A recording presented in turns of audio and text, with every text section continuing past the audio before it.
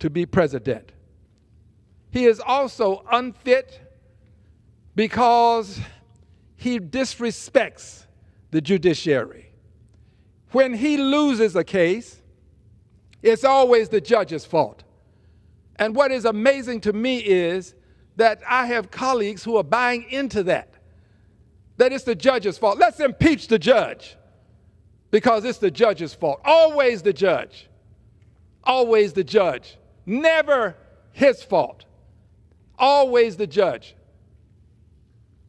When we start this process of having the person who holds the highest office in the land continually say that judges are not fair when they are dealing with him and things that he would have done, when we allow that, we are now sending a signal to the rest of society that the judges are the reason why we're not succeeding, the reason why we can't have whatever it is that we want and can't acquire, and we have to take it to court. It's always the judges.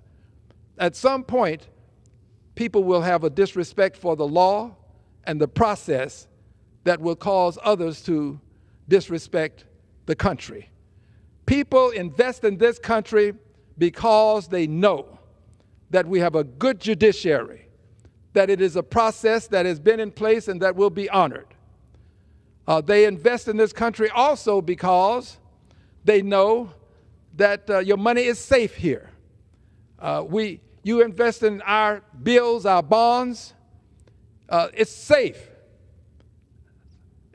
We have stability, except when you do as the president has just done, and that is tariff some 90 countries and do it in such a way as to cause people to start to equivocate when it comes to our bonds, our notes. And when that happens, you can see how the president backs off.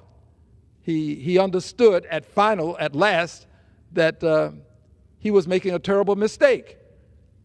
And he backed off. He has extended what he calls a 90-day, I would call it pause. But I don't think he's going to go back to where he was. I don't think he will.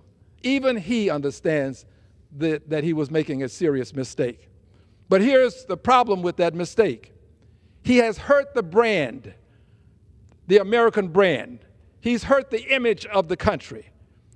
He has put the country in a position such that people may no longer think that this is the safest place for their investment dollars. They may not want to buy our bonds as readily. They will then, if they don't buy them readily, that will make it difficult for us to sell them to pay bills. The president is hurting the image of the United States of America. We are now seen as a country that doesn't honor its word. President negotiated with Canada and Mexico a trade deal. He breaks the trade deal. President says that he wants Canada to be the 51st state. Canada is not about to become the 51st state.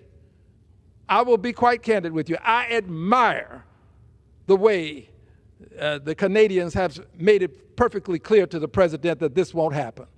Someone has to stand up to him.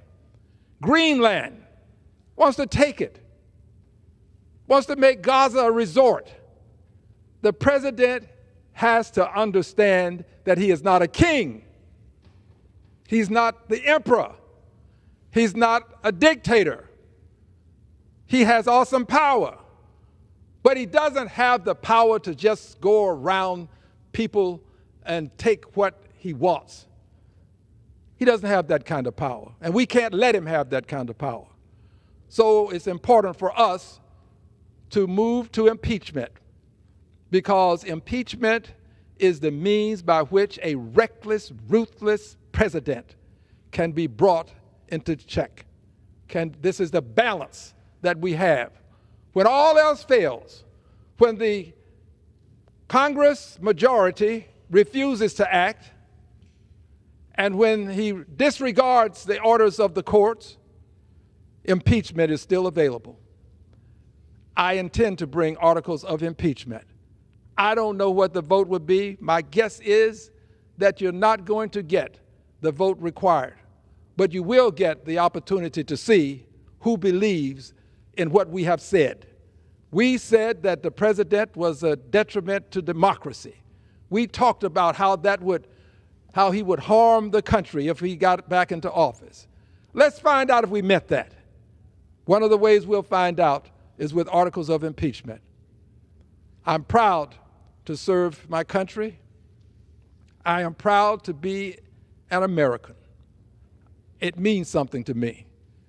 And I want to protect what this country stands for in a positive way, the positive image that our country has had. The negative image I'm trying to change to a positive. But I want to protect that. It means something to me to be an American. And I want this country to be the one that people look up to as opposed to frown upon. And many do now because of the way our president behaves. I thank you, Mr. Speaker. I am proud to say that I'm going to yield back my time, that I am censured, but not silenced. I yield back. Members are reminded to